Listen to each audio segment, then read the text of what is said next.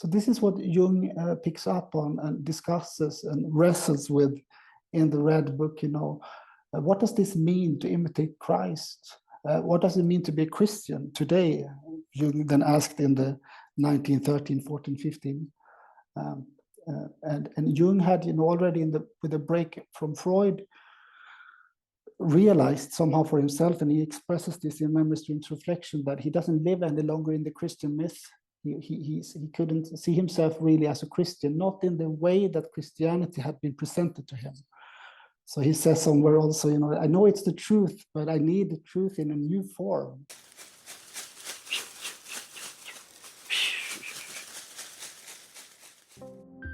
The Medicine Path podcast is an ongoing exploration into the intersections of spirituality, depth psychology, and psychedelics.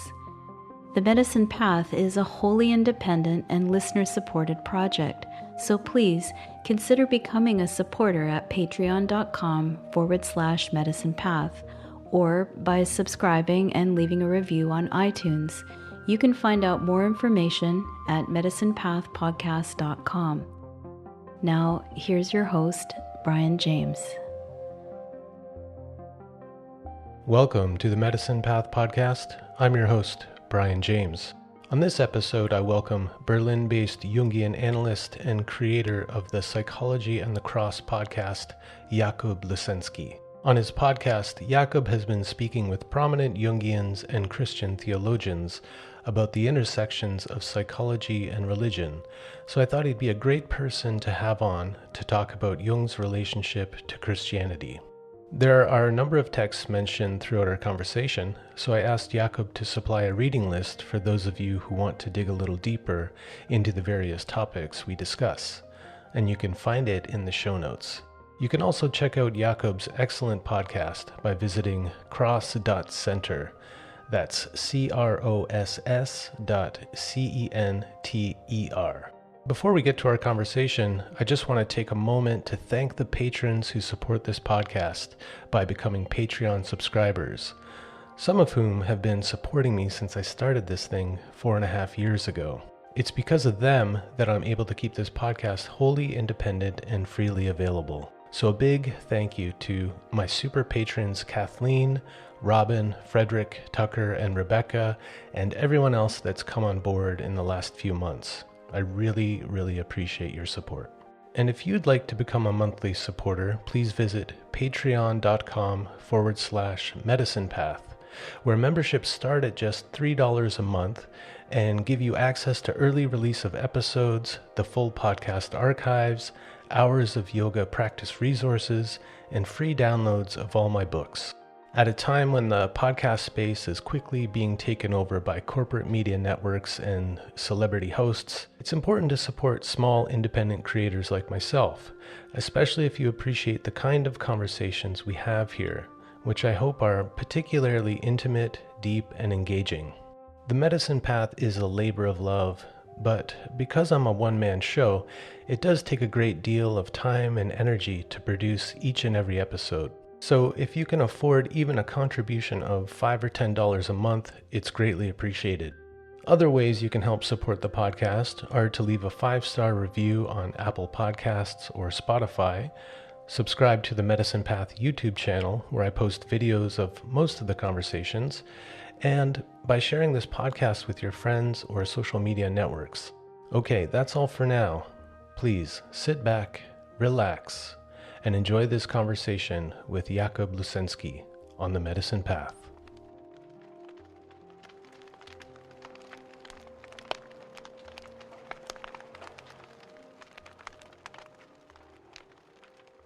I'm here with Jakob Lusensky, calling in from Berlin, but as I just found out, he's Swedish. Mm-hmm. Yeah. How long have you been in Germany? I've been 9 years now in Berlin. Before this, I was in Zurich, in Switzerland, for the training, Jungian training. But yeah, I'm born and raised in Sweden, outside of Gothenburg on the west coast. Yeah, I've been listening to your podcast, Psychology and the Cross, and The Secular Christ, the series that you've done with Sean McGrath, who I've also had on the podcast since being introduced to his work through your work. And it's been really great. I think some of the conversations you've had have come to me at just the right time as I've been wrestling with the role and place for Christianity in my own life. And for me, Jung has been the person I can relate to most in terms of how his quest for meaning and wholeness went for him, and reckoning with his kind of spiritual inheritance of Christianity and how he worked that out. So he feels like a bit like a spiritual godfather in terms of my own journey in many ways. So I'm grateful to the work that you've done in bringing some of that to light for me, and some of the people you've had on have had, I think, a really interesting perspective on Jung and Christianity. So starting with some gratitude and appreciation. Thank you. I'm glad that you like it and that you follow it. Yeah. Well, just maybe if you could tell people a little bit about yourself, give them some background, and I would love to hear also what inspired you to begin that podcast series, Psychology and the Cross. Well, yeah, so I live in Berlin and I work as a Jungian analyst. I live here with my family. Seeing patients 4 days a week. And then I have tried to have 1 day a week for writing and for the podcast and for research. So that doesn't always work, but that's the setup I try to sort of form. I meet people in person in Berlin, and I also do some online work, especially after COVID, that has become more common. Also, since I'm Swedish, there's up in the north, up here, there's not many Jungians. There's actually like a handful. So I also get the opportunity to work with people who find me online, who might sit in a small village somewhere up north, and I want to connect with the therapist to have a little bit of a different perspective on things.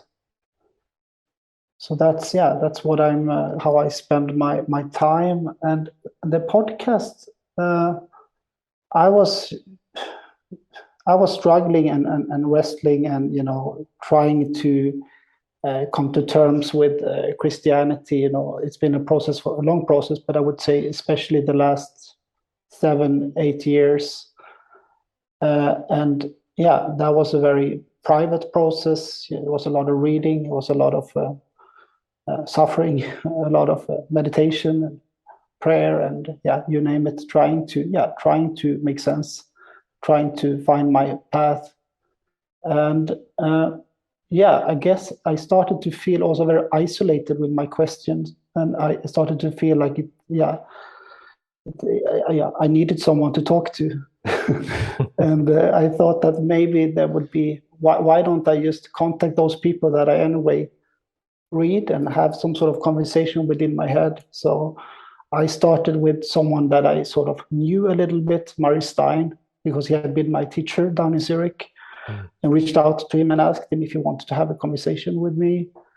And from there, I've been really just trying to follow what I read, or what I wrestle with, and trying to find people who spent more time with that, and opening up for a conversation about matters that lies very close to my heart.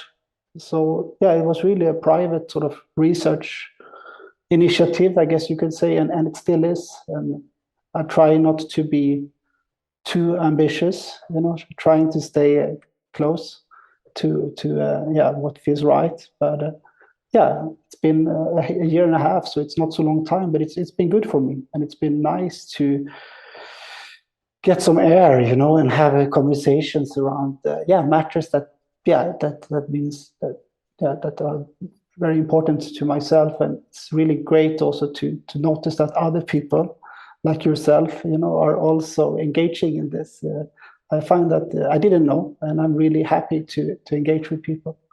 Maybe just shortly, I was down in Zurich last week and did a lecture on the Christianity of C.G. Jung, and I was really, really happy to see also there that there's an interest in these questions, and the question of religion and its relationship to psychology and specifically then Christianity's roles in the Jungian project. So I was surprised by that and happily so. Mm-hmm. Yeah, I hear you in terms of feeling alone with some of these questions. And then, yeah, certainly reaching out and finding books and lectures, looking for other people who have wrestled with these things for longer. And what was it about, like, what made you want to share this publicly through the podcast?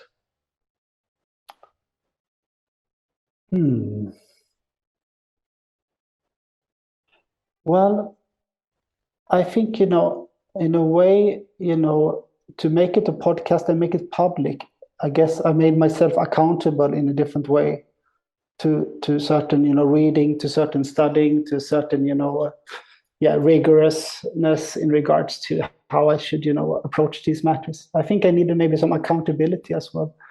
And I think it's been helping me with that. But it took a long time because how should I say? Yeah, I think this engaging with the public is something that's very sensitive, although it's on a very small little turf, it's not that many people, but yeah, it's something that's very sensitive. I think it's also very sensitive when you work as an analyst, you want to, I think we need to keep it privacy. So I was thinking a lot about it, but I think it was mostly about the accountability and sort of having to, step up or step in. Mm-hmm. I think that's one of the things I appreciate about the way you produce the podcast is that you don't center your own voice so much. Often you'll, I think, edit yourself completely out of the conversation. You really put the person you're interviewing front and center. So it's not so much about your opinion or perspective. And I appreciate that because it allows me to kind of be the other half of that conversation in a way. And not just kind of like a fly on the wall listening to you talk with someone else. So was a part of it, though, maybe unconsciously reaching out and trying to find the others? The others? Yeah, like people like me, other people who are wrestling with some of these tensions. Yeah, I think it could very much be so. I mean, at least that's been, a very positive consequence. I've been also looking forward to speak to you, and I also been listening to some of your conversations that you had, and so I have a sense that that is early days for something interesting, that is sort of growing within this field that you and I are exploring in our respective ways. Maybe just a short note also on this. My role in the podcast. I mean, it's nice and interesting to get that feedback because I don't get that much feedback about such sort of technicalities or sort of frame and such. But yeah, I think it also lies in the nature of maybe my work that I more listen, than speak. Not to say that I'm a psychoanalyst who just listens, but I'm definitely leaning more towards, the beauty of giving a person a lot of space to let things be born. Yeah. Some of the feedback that I've gotten, I never thought of myself as a broadcaster or interviewer or anything like that. Like very much like you, I was exploring certain topics in my own journey. And then I thought, well, this is a great way to get some one-on-one time with some of the teachers who I'm interested in. And I thought as an act of service for that, to compensate for that selfishness, I thought, well, I'll share it because if I'm thinking about these things, wrestling with these issues, there has to be someone else out there.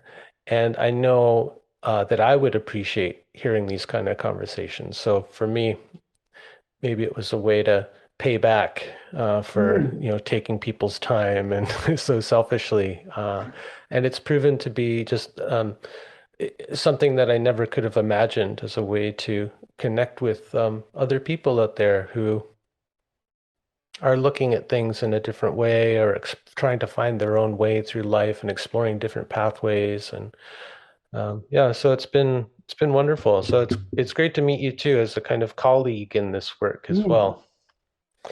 Well, it's a very, I want to say, it's such an intimate, it can be such an intimate medium. And the way that people listen to podcasts almost religiously today, it's quite something, to be a part of someone's life in that way. And it also, I mean, just the way we listen to podcasts, I find it a very interesting medium for exploring this type of intimate, material. Mm-hmm. Well, I thought it would be great to have you on because you, I think, are very well positioned to offer us an overview of Jung's dealings with Christianity in his life and work, because it's something you've been exploring. And also because of your recent presentation, which you were kind enough to send me ahead of time, I think gives us a good kind of framework for this overview.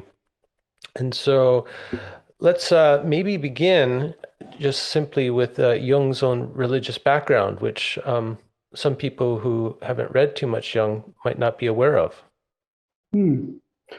Yeah, let's start there. Jung was from a Protestant Reformed tradition. So his father was a pastor, his maternal grandfather was a pastor. Supposedly he had 6 uncles who were pastors, and they were all in the Protestant Reformed Church in Switzerland. And that's the Protestant Reformed Church that built on Zwingli, who was the sort of great reformer back in the days in Switzerland. So he was steeped in Christianity and in a Protestant form of it. And just on that, I mean, many people who come into a Jungian analysis, who come in contact with Jung, myself included, didn't know much about Jung's Christian background at the beginning, or maybe didn't care so much about it. But as when you start to look at his life and his project in more depth, I say that it's almost everywhere. Like in most of his works, he brings in that tradition of Christianity, and it's something that he truly wrestles with. But it's with a Protestant Reformed tradition, and a lot of Jung's handling with that and difficulties with that comes also from the experiences he had as a child, because he was a very sensitive child, or he was a very visionary child, or he was a very open child who had a lot of experiences, dreams, visions, and such. And so I think we could say that Jung experienced traditional Christianity. That was what he heard from his father when he preached, or what he heard when his father discussed with his uncles theological matters.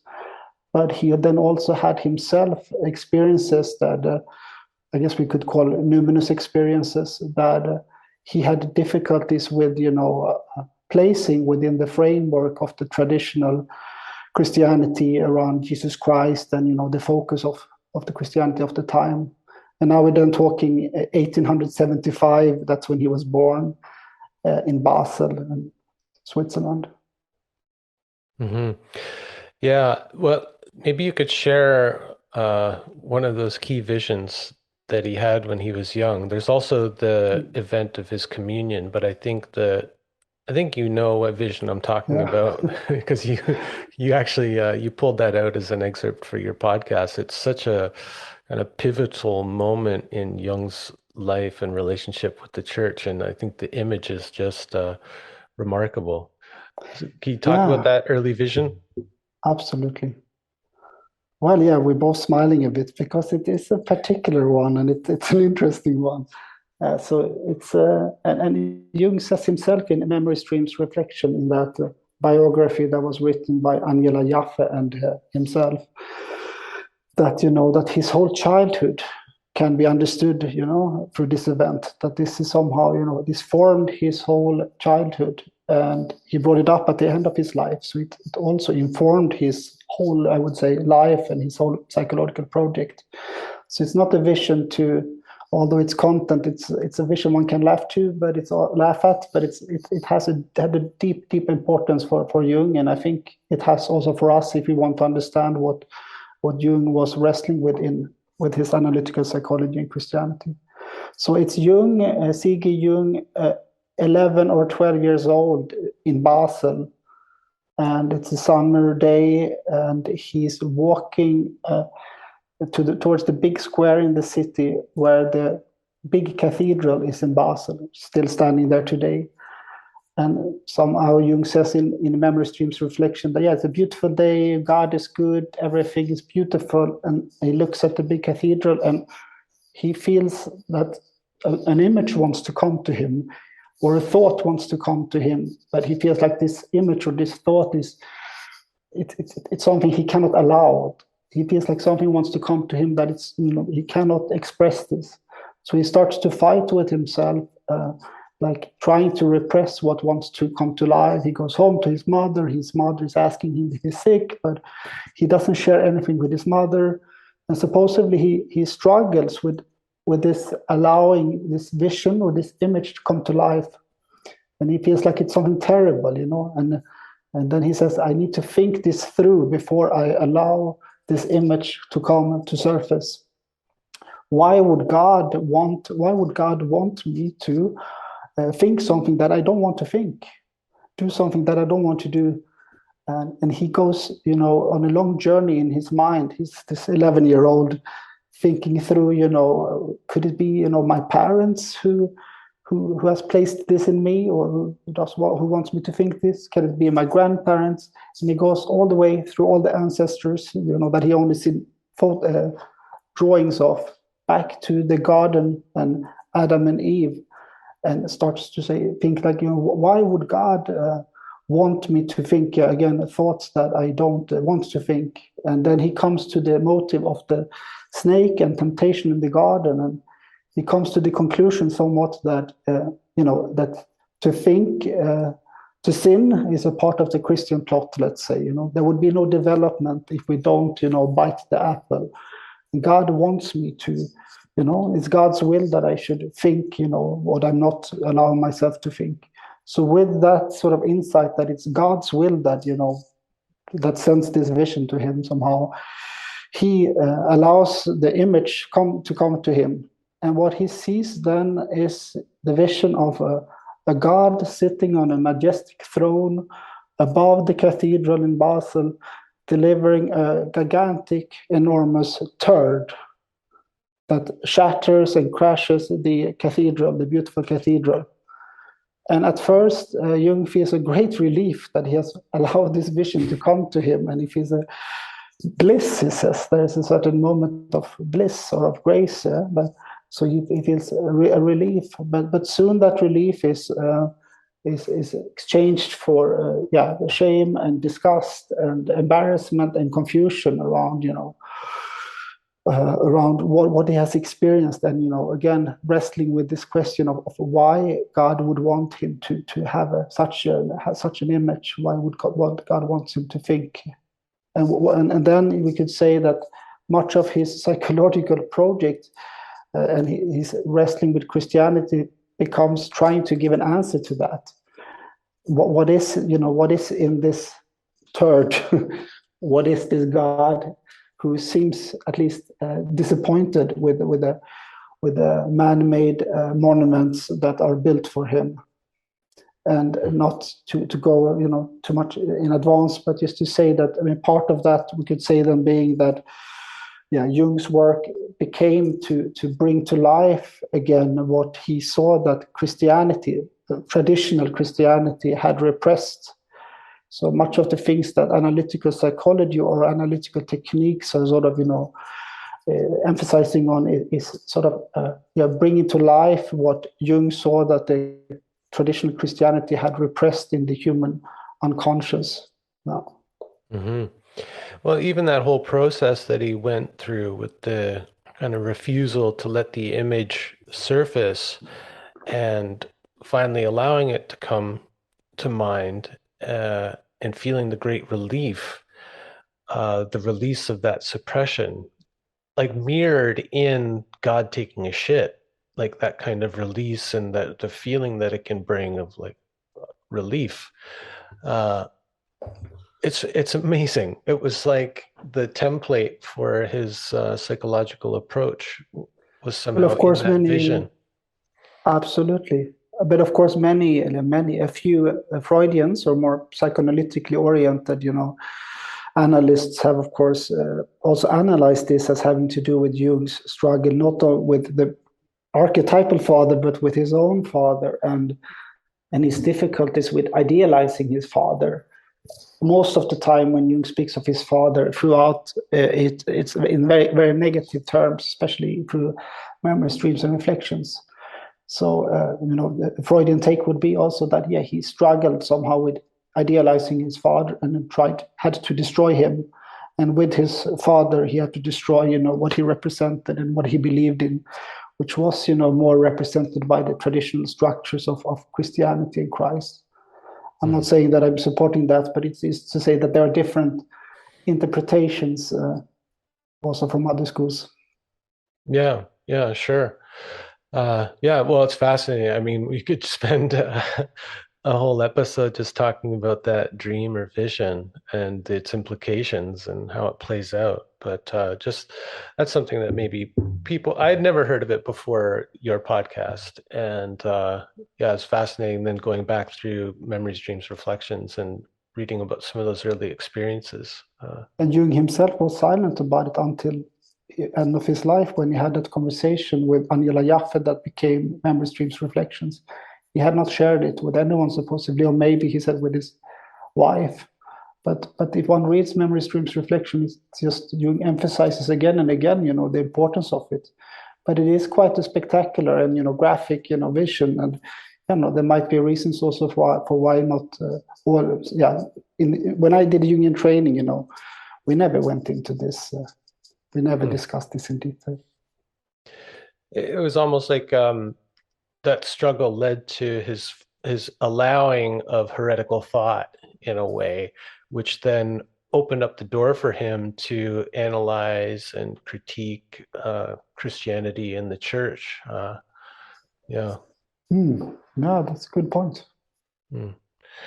So that, that was very pivotal. And then I think the next thing that comes to my mind in terms of his relationship with Christianity is his communion and the experience that he had then. Yeah, very, very, very negative experience of the communion. First of all, I think if one reads Memories, Dreams, Reflections, there were excitements, before, because he was saying finally I will see what this is about. Yeah, they're going to let me into the kind of the secret club. I'm going to be initiated. Yeah, it is initiation. But then he came in and he said, the wine tasted cheap and the bread, it was flat. There was nothing happened. It was just a matter of fact. And he was left, feeling like, the church is not for me. The church, he said, is death. The church is not life. It's not love. It's death. There's no life in the church. And the way that Jung continues to critique the church is in very, very harsh words. He's really attacking the church. He continues to attack the church in much of his writings. Like that, there was a great disillusionment and disenchantment and confusion, I would say, it left him with. And maybe a further sort of separation between him and his father, that somehow couldn't speak the same language and couldn't really, we couldn't really connect also emotionally, it seems like. Yeah, hearing that and hearing him speak so directly in that way, talking about watching the men, just like you said, matter-of-factly, just leaving the church and going to the parking lot and going on with their day, like no big transformation had happened, no encounter with the numinous. It was just a flat and mundane experience. I could relate to that in a way. I ended up going to a Roman Catholic high school because they had a really good music program. I was baptized Anglican, but never really went to church. I went to some Sunday school for a little while, but I think that was more just to get me out of the house. But I think I also enjoyed it and I asked for it. But I went to this Roman Catholic high school and I ended up going to some of the mass. And although I wasn't supposed to take communion because I hadn't hadn't been initiated, if you will, I boldly went in line and took the wafer, and I was like Jung, really disappointed to get this flat, tasteless wafer. It wasn't until many, many years later when I was in a Brazilian church that used ayahuasca as sacrament that I said, oh, this is a sacrament that actually works. Like if only the the churches had used a sacrament that caused the transformation in a way, it would be in a much different place and be actually offering people something. So I could relate to Jung in this way, and I think I talk to many people who are maybe lapsed Christians. They gave it up in their teenage years. They found it wasn't really giving them anything, and maybe it was just too full of dogma, and of course the problematic history of the churches with all the kinds of abuses, and here in Canada the residential schools, and so it's got a terrible history, and so I understand why people have rejected it. Um, but I think Jung offers us an example that although the church may not work for us, there is still something that we almost are obliged to wrestle with as inheritors of the Christian tradition. And that's been encouraging to me to kind of stick with it, stick with the tensions. Mm-hmm. Yeah, no, I that resonates also with me. I mean, but there's a section in the Red Book in Liber Novus where Jung speaks about, when many people lose their faith in, that age between, 13 to 17. And he says something in that conversation in the Red Book, like it's not a very discriminative age. Mm-hmm.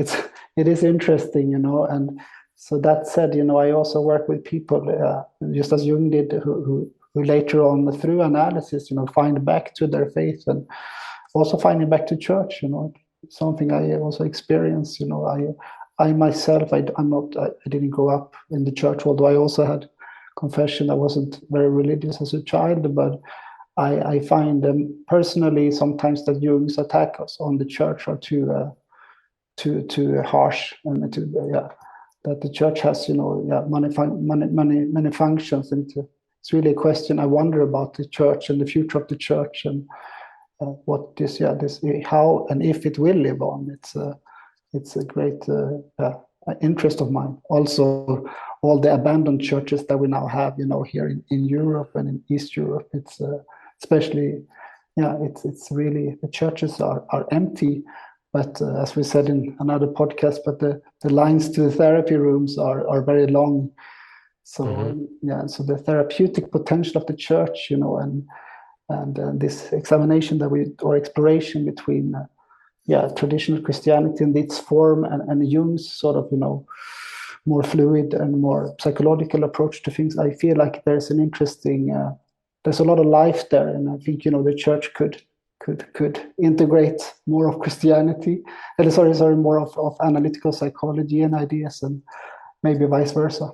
Yeah, interesting. I haven't read the Red Book. I've been adverse to reading it for my own reasons. I feel like it's a bit voyeuristic, but I've enjoyed hearing other people talk about the Red Book, particularly Hillman and Shamdasani, who I finished reading the Lament of the Dead recently and really enjoyed their conversation around the book. But I've been kind of allergic to reading the Red Book myself. I don't know. I don't have a kind of firm position on it, but so I wasn't aware that he had said that. But that's interesting because often when I talk to people who are trying to find a more spiritual life and they rejected Christianity at a young age, I'll often ask them, like, what else did you reject or make your mind up about when you were a teenager? That you still hold true to that. I mean, maybe it's worth a reconsideration later in life. Because if I had stood by everything I made my mind up about when I was a teenager, my life would be very limited right now. Yeah, good point.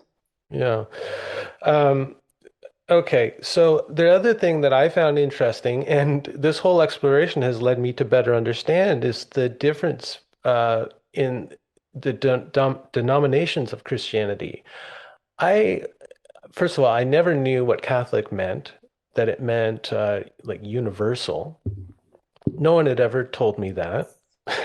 No one Mm, had ever told me the implications of the word Protestant, that it was a protestation against the orthodoxy in a way, and that whole idea of the need for a reformation of the church. And so, one of the things that you talk about and others talk about in regards to Jung is that he's very much working in the Protestant tradition. Um, could you speak a little more about that? So, as we mm, said, he was raised in a Protestant family mhm, and probably a largely Protestant culture rather than Catholic, being from Switzerland, right? mhm. But what does it mean to work in that Protestant tradition? Well, yeah, as you emphasized, I mean, it means to be a protest. Yeah, there's a protest, so you need to have something to protest against. And someone has said, I think it was Murray Stein, that he was a reformed, trying to reform the reformed, Jung somehow. So he was in a way trying to bring reformation to what was already the Protestant tradition that he was a child of. Yeah. So I guess we could say that we can see throughout Jung's life, I would say, how this sort of protest, or how this maybe this also rebellious aspect, of Jung comes to life. First in his relationship to his father and the traditional church, but later in his relationship to Freud and the psychoanalytic movement. In many ways, Jung used psychoanalysis to define his own ideas. Yeah. So, like, just as Martin Luther with Protestantism, he had a clear enemy with the Catholic Church and the Pope, which he said was the devil, yeah, in person somehow. And through his attacks on the other, he sort of defined also his own position. So I think that's very Hmm. much a Protestant sort of impulse that comes to life. Yeah, for example, in the psychoanalytic project where Jung wanted to go much further than Freud, let's say, and Freud was, yeah, had quite clear definitions of, what the science that he tried to offer.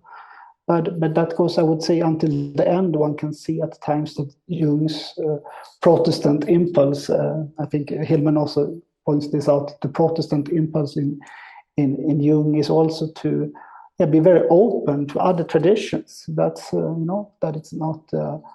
If you look at the Red Book again, he's like, yeah, that's quite a brew, yeah. It's Hmm. not only Christianity in there, although Shamdasani and Hillman and myself, of course, also see that it's clearly Christ he's struggling with, but it's not a Christ, that you would find in Switzerland in the early 20th century. He spices it up with a lot of other ingredients. Yeah? So that type of openness, I think it's also a part of this Protestant spirit, let's say. Yeah. Hmm. Murray Stein wrote a beautiful paper on it that's called Jungian Psychology and the Spirit of Protestantism, where he explores this in depth. And it's also then related to other theologians, other reformers, within Switzerland. Jung says himself that he's deeply inspired by Friedrich Schleiermacher, who was a big theologian about 200 years before. But he also said he didn't read him much. And that's also a little bit the thing with Jung, that he's not, really, it appears to me that he doesn't really want to engage too deeply with the theology in that regard, but he's attacking it. And that can be at times also a problem, maybe, because he hasn't read that much of it. He spent, I'm sure he read a great deal because he was Jung, but he spent more time with them, yeah, maybe alchemy or other traditions or other spiritual, traditions. Yeah. Hmm. Yeah, that's really interesting. It reminds me of I read or heard Hillman say once that he could only write when he was angry. So when he was protesting like against something, that's when he got really fired up and inspired. And so maybe Hmm. relate to Jung in that way. Right. But I think Jung also sends out a warning somewhere where he says, just protesting, then you become just a protester. That's not valuable enough. I mean, I think, the question has also to do with reformation, I think, inner reformation, like transformation, or, reforming systems of sorts. And so to be just a protester, that can also become, like a puer, just a rebel. And then you're kind of stuck in adolescence, I guess. Not saying that any of them were, but there's a risk with just being a protester. Yeah, and kind of not taking up your responsibility to help develop or be a part of something that you think is better, which Jung obviously did. And I think Hillman, in his own way, was trying to move Jung's thinking or his psychology forward in the way he thought was appropriate, right up until the end of his life, starting to bring in more of the anima mundi and concern for society and culture. Yeah, what came to mind when you're talking about the Reformation and Lutheranism was, it seems to me that Jung would think that Reformation isn't something that happens once, but that it should be an ongoing process, continually reforming. So not even just reforming the reformers, but the church, or the doctrine of the church, should be something that's alive and always changing according to the spirit of the times, right? Yeah, I think that sounds like Jung to me, that he would subscribe to that. But it's also, that's how he speaks about Reformation, maybe, but also about incarnation later, that the incarnation is something that's ongoing. But I think it is also important to say a reformer, or a Protestant Reformation, it has also to do with opening up new avenues or new ways to more directly relate to God. That's what Martin Luther also worked on, things like translating the Bible to a language that everyone can read, or like everyone can be justified by grace. So there's also this democratization, or this, it's for everyone, and it's a direct relationship away with the hierarchies that blocks the connection to the divine. So that's also very much Jung and very much a Luther, which I didn't bring him into the presentation, but it's someone that I always have in the background, because I feel like Jung is he's sort of an archetype for this type of reformations. And to add to that, it's also often Reformation can also bring a new relationship to the devil and to evil and to the dark. And this is also something that one notices both in how Luther speaks about the devil as a living force, of reality, and that man is in between the devil and the God, and our inner life is sort of the battlefield. But also Jung, I think Jung helps us to not demonize the darkness or the devil, but also seeing that it's a spirit that needs to be not just rejected or repressed, but that can transform, and that needs to work for you in order to cut the grapes. Yeah, I think that's an important point in Jung, and some of the tension that he has with Christianity. And was it Victor White who he had those discussions with, particularly about the concept of privatio boni, that evil doesn't exist on its own, that it's merely the absence of the good. And I think they wrestled with that one, like Jung thinking very much that evil was a part of God, and that our concept of God had to undergo a kind of psychoanalysis in incorporating its shadow and not rejecting it, and creating this polarity with no relationship, or an adversarial relationship. And that to me is fascinating, that he would be so bold as to psychoanalyze God, which I think he kind of does in the answer to Job as well, right? He talks about God as undergoing a kind of coming to consciousness from the Old Testament God to the New Testament God. And I mean, right. What a bold thinker. Yeah, Yeah, absolutely. No, I'm also just shocked at times and impressed, and yeah, all of it. But yeah, I just had a conversation with someone about the answer to Job, and yeah, it's a very complex work. I cannot say that I have fully digested all of it still, although I read it a few times. But it's yeah, it's Jung. Shamdasani also points that out, that it's sort of Jung delivering a sort of theology, but that theology, like integrating the dark side of God into the Godhead.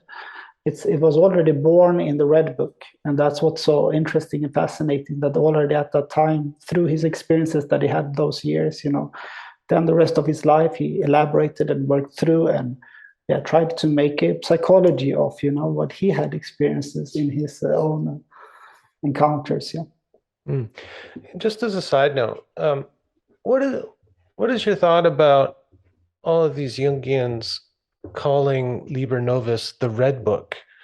Liber Novus translates to the New Book, which sounds a lot like a New Testament.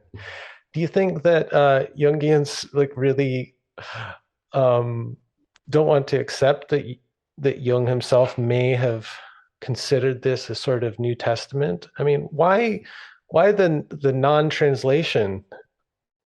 It seems almost like a defense to me or something, or a distancing from, well, we don't want to call it the new book. That's could be problematic or something. I don't know. What do you think?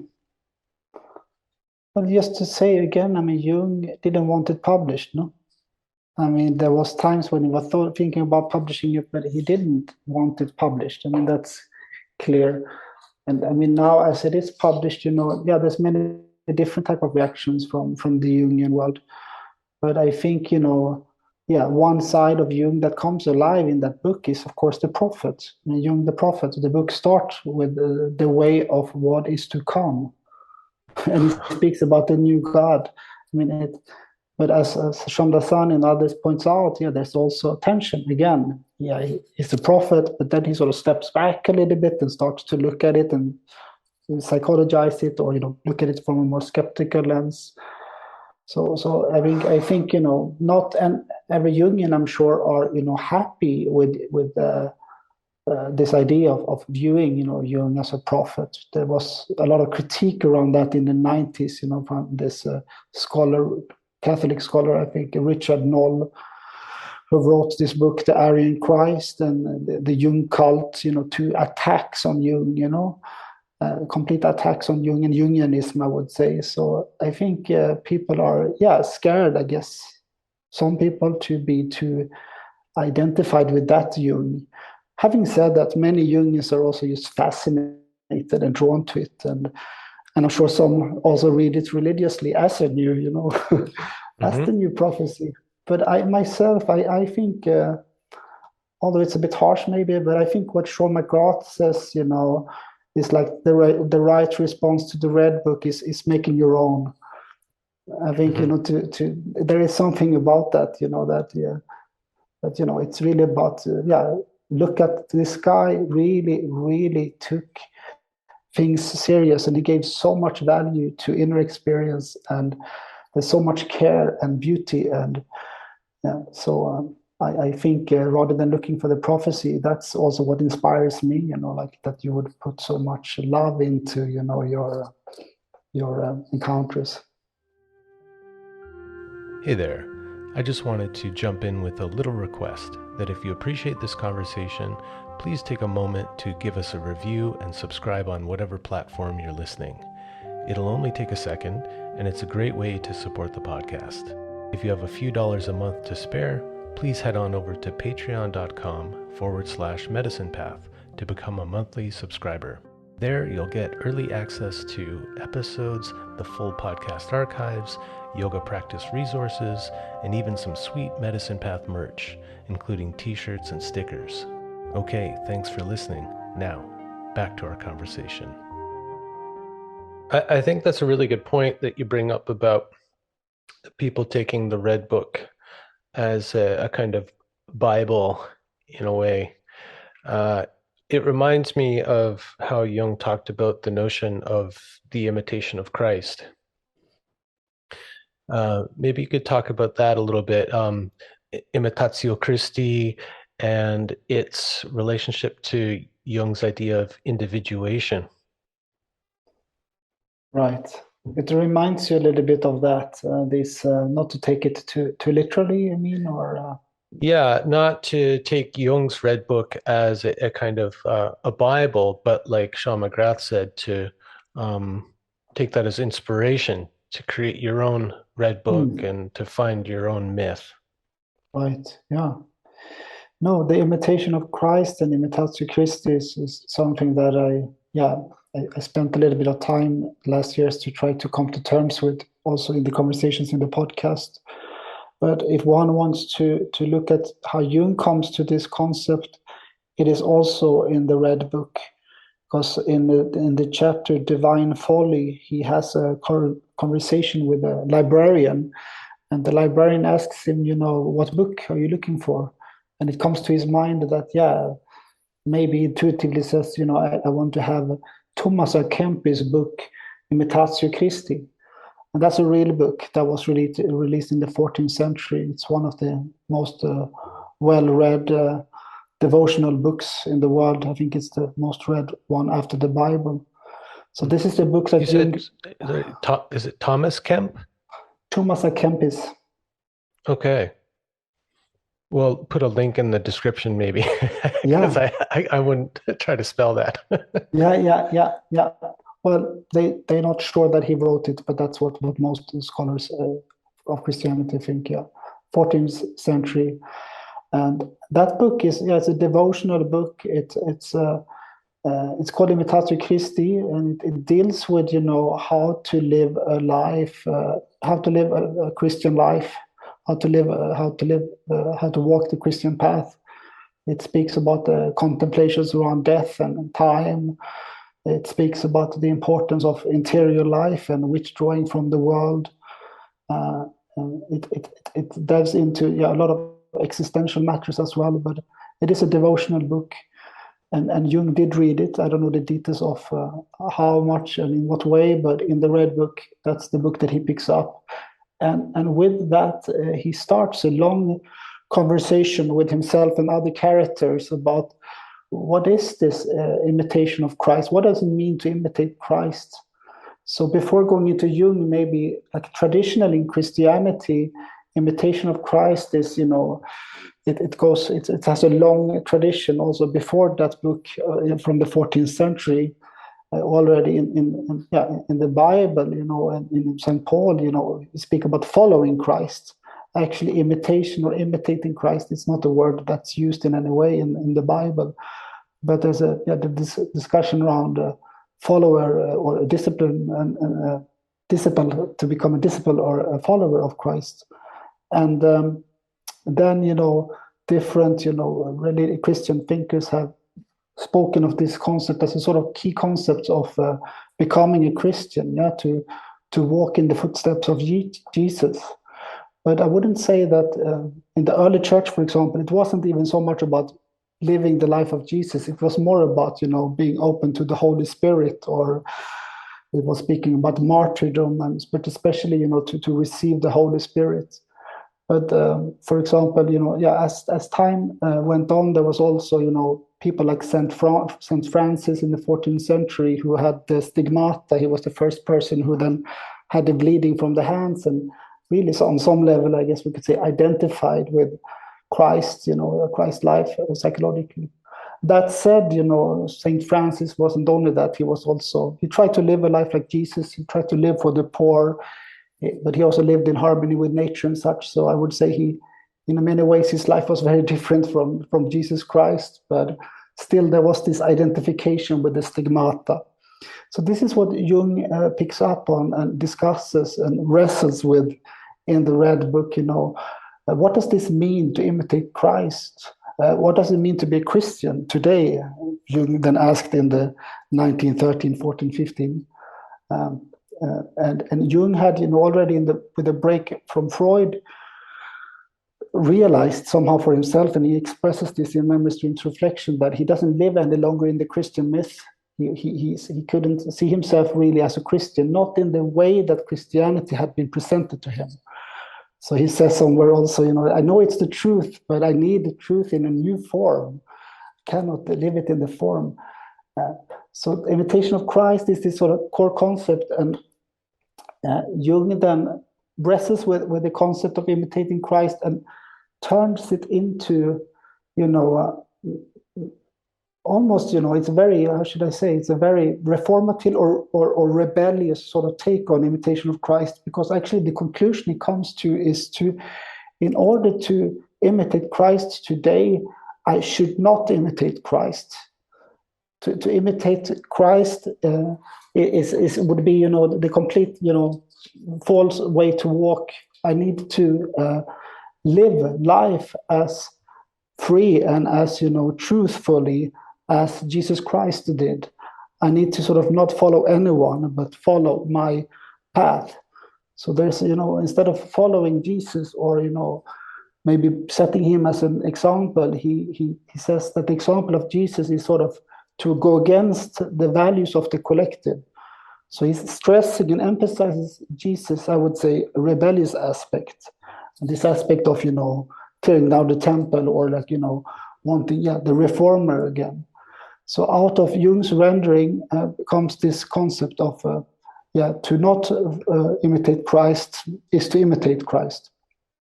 And that, we can see sort of the seed of his theory of individuation. So where he speaks, about, again, it's a disidentification with collective values in order to find a path that is, truly yours. But it's also a very radical rendering of a Christian concept, because many people who imitate Christ or who read that book from Thomas A. Kempis, I don't think they are sort of, just trying to imitate exactly the life of Christ, but they're trying to learn from him as being the Son of God, and, as a representation on earth. So they try to, maybe most Christians would lift up rather the generosity or the self-sacrificial nature of, Christ, rather than his rebellious aspects. But that's what Jung emphasizes a lot.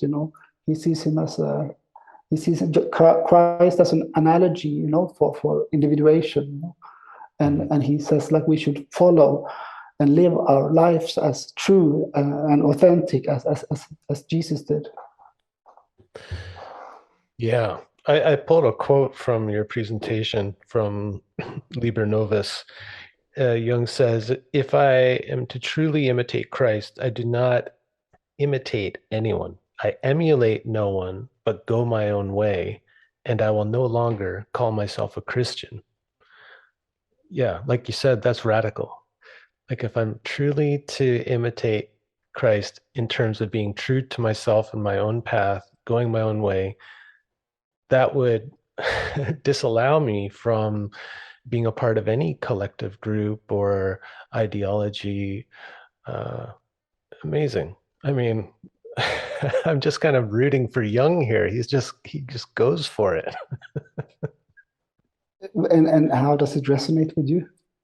Well, certainly I have a kind of anti-conformist, rebellious nature to myself, and I've also found it really hard to fit into groups when I've tried to find a place of belonging for church or other spiritual groups. I always find great difficulty in that, because I find to belong to a lot of these groups ask me to give up too much of myself and to kind of let myself be absorbed into the collective.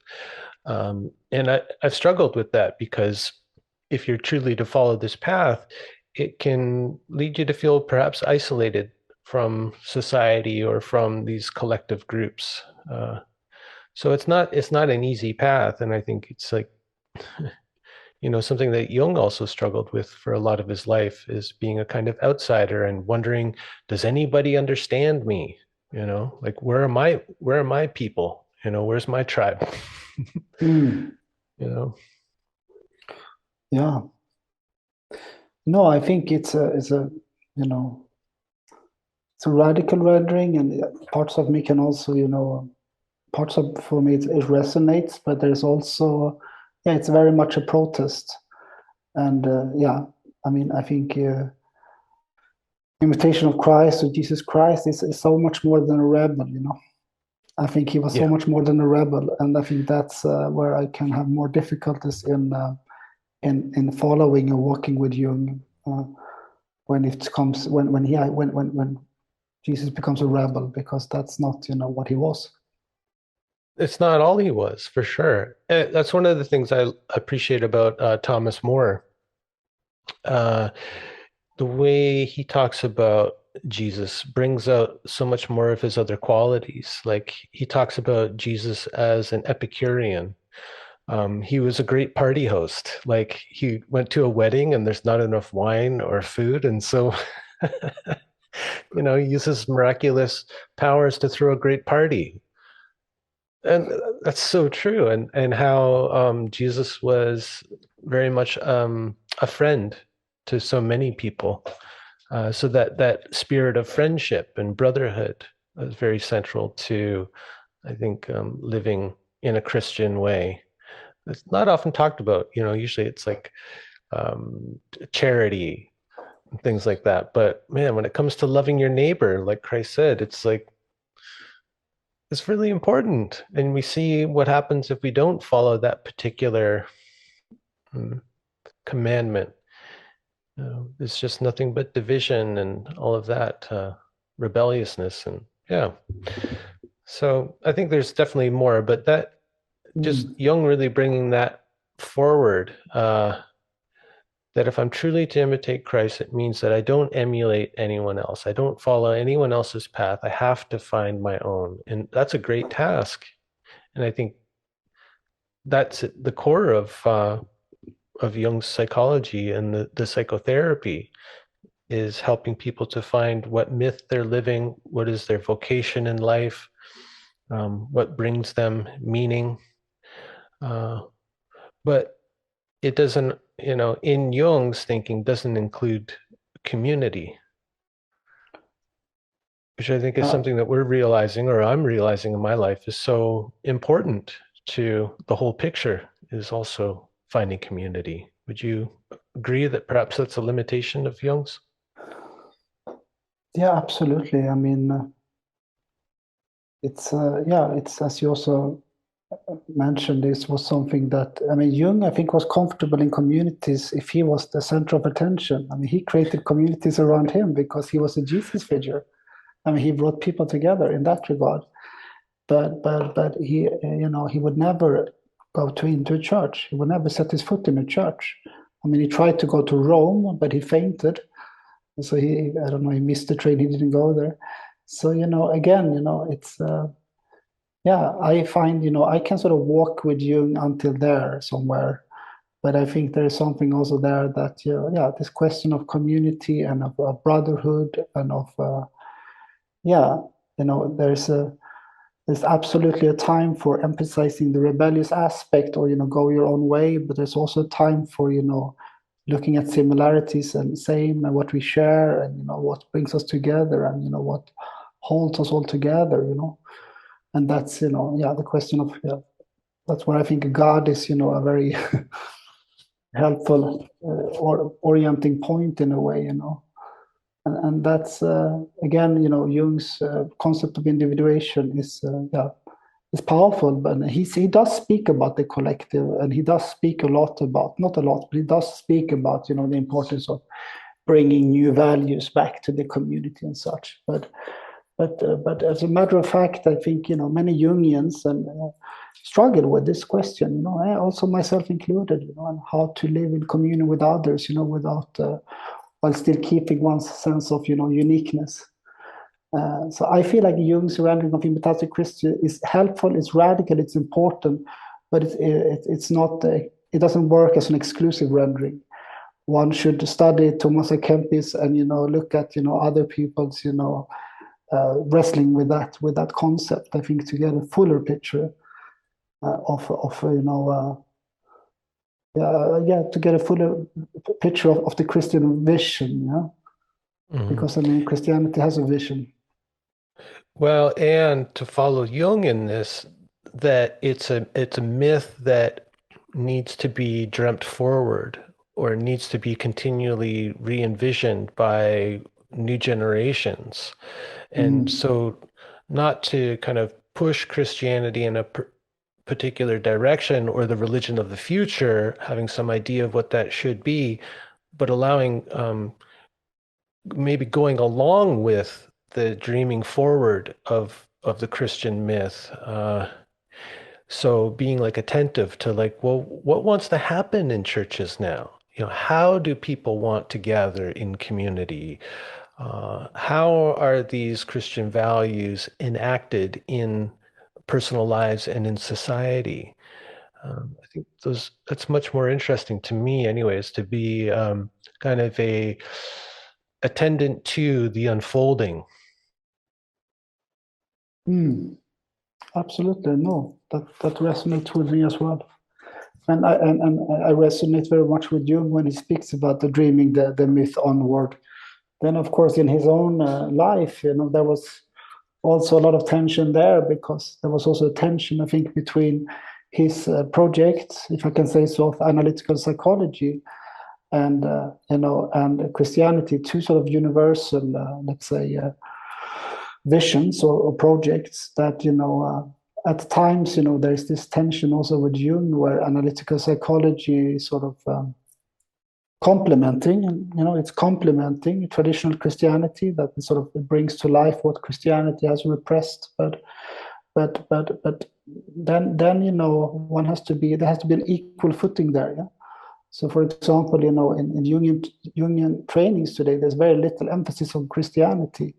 Or the Christianity that you get in contact with is the Christianity for Jung's rendering. And I think that there's a danger there. I think we have to take both this this new science, or this new psychology, still new somehow, very serious, but we also have to take the tradition very serious, and to continue to see if there's ways to we really need to understand that myth that we want to dream onward. And it's I guess part of what I was expressing there shows that I'm a little uncomfortable with even the idea of me dreaming the myth forward.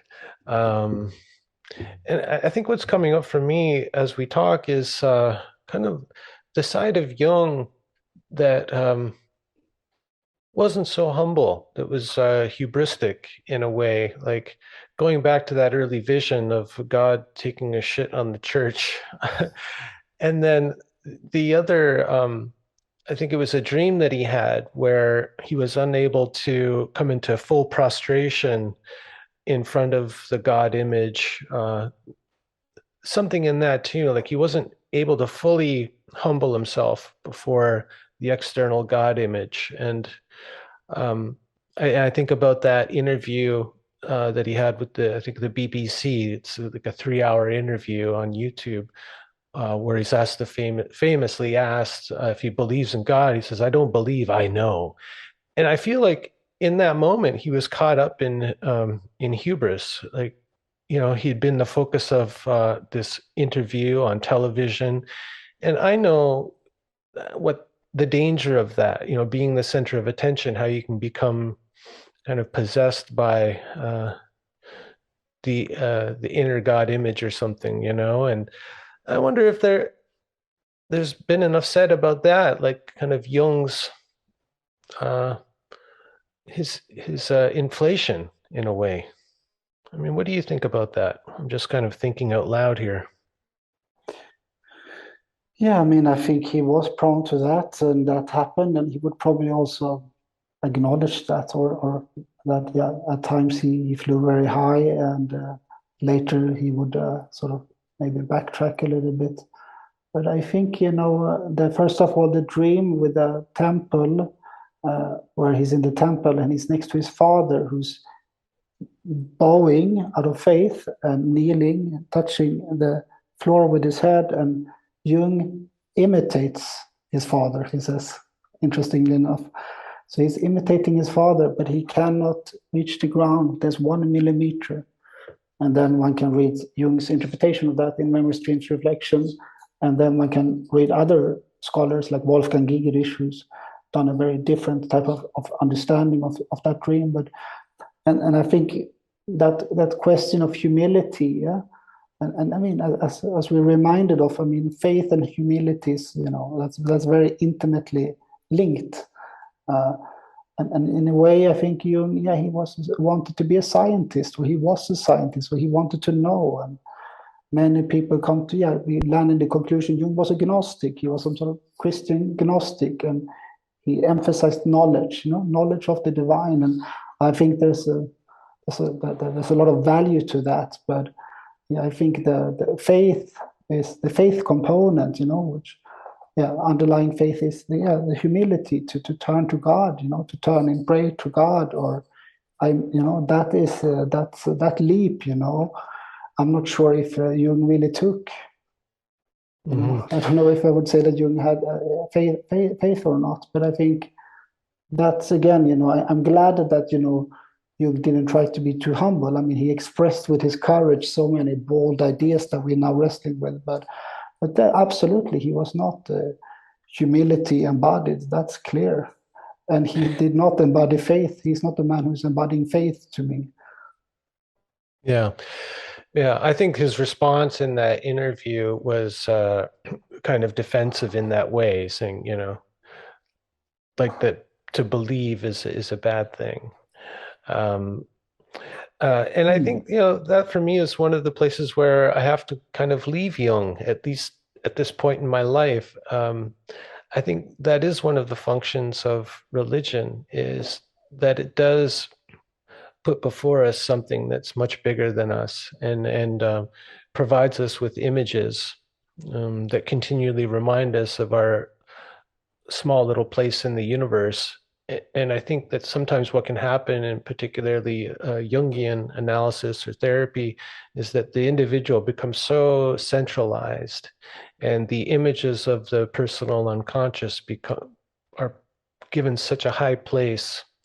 I think that was a large part of like Hillman's critique of psychology, is that it becomes so individualized, takes place in these windowless analysis rooms, and meanwhile the world's burning, the world's on fire. So I wonder, in some of the conversations you've been having, who are some of the people you've been talking to who are helping to dream the dream forward in a way that's inspiring to you? Like, who can we look to now who's doing some of that work? Well, I think the people that I really find bringing very interesting perspectives or dreams forward is, for example, Wolfgang Gigerich, which is, let's say, post-Jungian or thinker. He's living in Berlin, actually, who wrote that. We can maybe link to that, to this 1 millimeter essay where he examines, Jung's Christianity in a very interesting way, analyzing that dream. I think, people like, Sean McGrath is, for me, very helpful, because he's coming from the tradition more, so he can sort of, and he comes from the tradition of Christianity, but he also knows a lot about Jung and about psychoanalysis, so that's really helpful, I find. Of course, someone like Shamdasani has done immense work in taking away some of the hero worship and giving a clear understanding of, Jung's psychological project. I mean, only next year, Hillman Foundation releasing 2 books that are dealing with Christianity. One is about Jung's writings on the Saint Loyola's visions, that he did at the ETH in, I think, 1939. That's going to be released, I think, in January. And then there's another book which is about, the Polsiath or the Cornwall seminars, where Jung speaks about the repressions of Christianity, how Christianity has repressed the human unconsciousness or the unconscious, something also discussed in that presentation, but I don't think we will have time to go into today. So there's a lot of work from the Hillman Foundation And I think studying these texts, and together, having conversations about it, I have a sense that there's more and more people having conversations, but I'm not sure, the dreaming is going on, within the analytical room. I think, it's going on, between scholars and analysts and hopefully theologians. But I guess we need to bring them all together now in a room and continue to have conversations. Yeah? That's at least what I'm interested in. I'd like to have conversations with people like we're having now, and bring people from these. You don't need to be necessarily a Jungian, you don't need to be a Christian believer, but what you often say, and what I also say, we need to be open to wrestle. Yeah, if you're open to wrestle, you're welcome. And so I think, that there's going to be a lot of dreaming. I mean, that's my sense, that there's a there's a longing, because as you said, the world is on fire. Individuation is not enough. Mm-hmm. Integration is not enough, as also McGrath says, that's how we want to. Well, and like Jung said, like that's the best thing you can do for the world. Like, people love to pull that quote out of context and put it on Instagram, that the most important work you can do for the world is your own integration work. And I don't agree.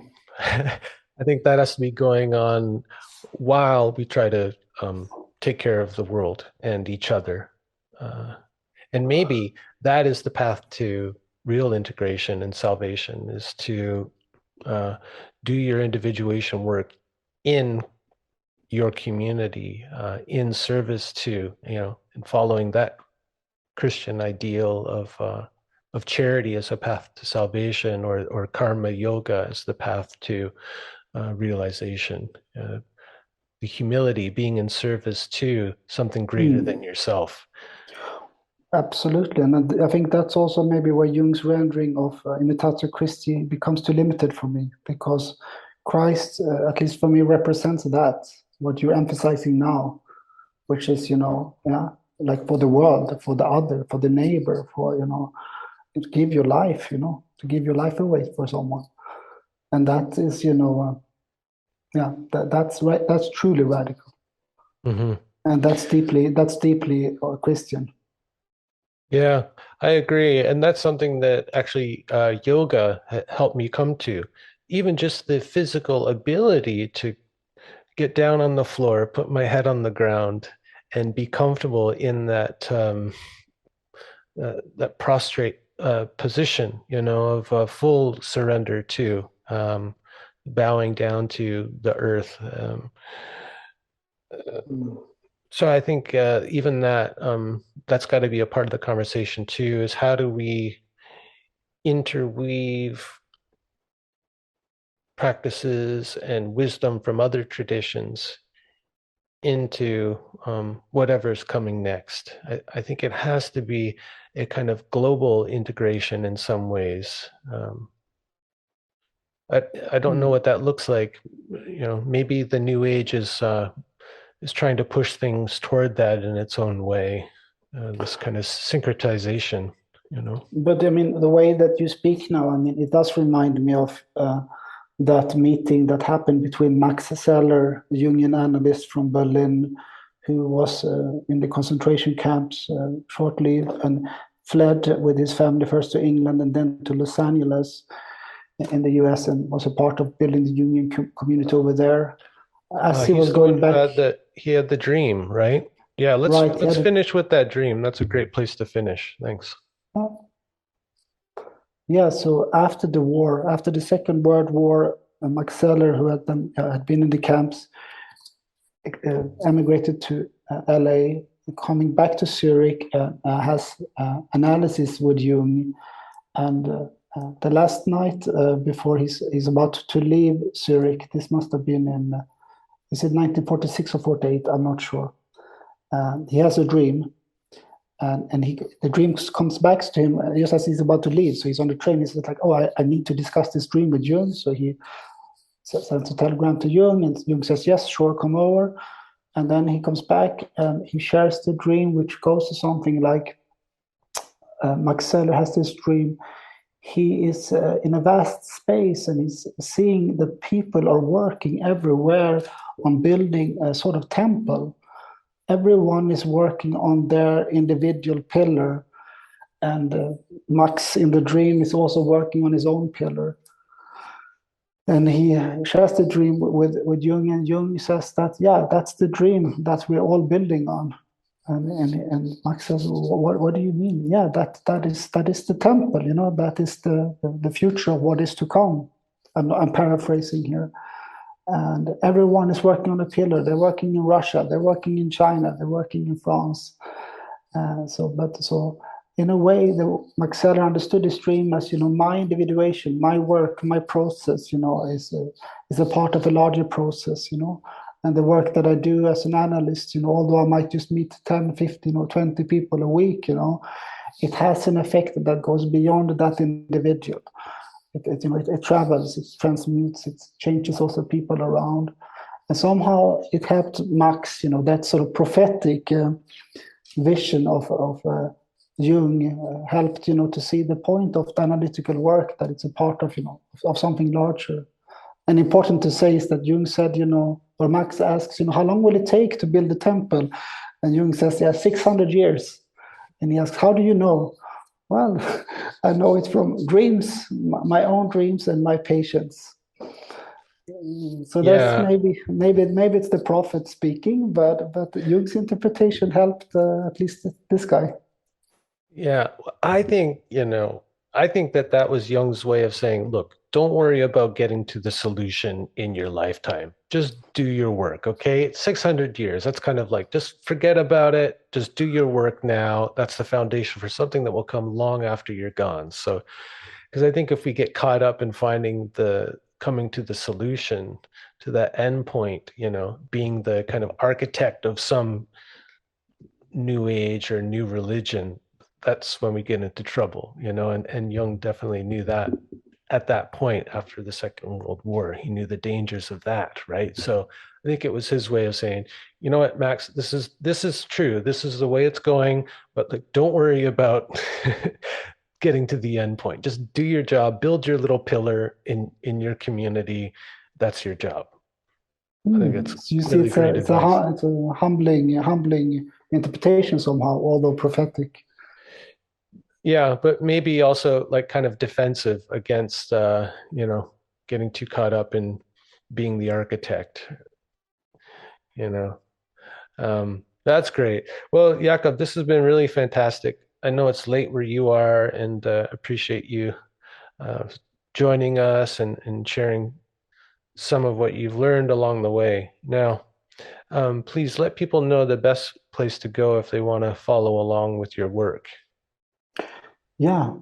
Well, first of all, thank you. It's been great to talk, and hope to have more conversations with you. Mm-hmm. The best place to go would be cross.center,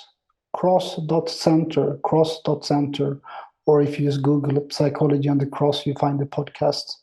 There's also going to be some seminars happening that could be interesting for a limited number of participants, where I hope to be able to go a little bit deeper into these matters, because what we're discussing is a huge topic. So what we had today was maybe a small bite. Oh, that's great. So center, CENTRE, the proper way. The domain is cross.center, but maybe you can put it in the notes. But is center spelled the American way or the proper way? Do you know what I mean? It's CENTER. Oh, the American ER in them. Okay. The American way. Oh, fantastic. Well, thanks so much. And do you have new episodes coming for Psychology and the Cross? Yeah, I'm having a conversation about Answer to Job that I'm just editing. I hope to release in the next week with the scholar Paul Bishop, who's been on there before. Oh, great. Who spent, probably the person in the world, I say, who spent most of time with that book, maybe. And so that's going to be interesting. Great. Well, look forward to it. Please keep them coming. Yeah, likewise. All right. Well, take care, and we'll talk soon. Take care. Stay in touch. Bye-bye. Bye-bye. The Medicine Path is produced by Brian James on unceded Coast Salish territory, Vancouver Island, Canada. For more information, visit brianjames.ca. Music by Olive Artizoni, aka Greenhouse. Join the Medicine Path tribe and gain early access to episodes and the full podcast archives at patreon.com/Medicine Path. May the road rise up to meet you. May the wind be always at your back. May the sun shine warm upon your face. May the rain fall soft upon your fields. Until the next time we meet on the Medicine Path.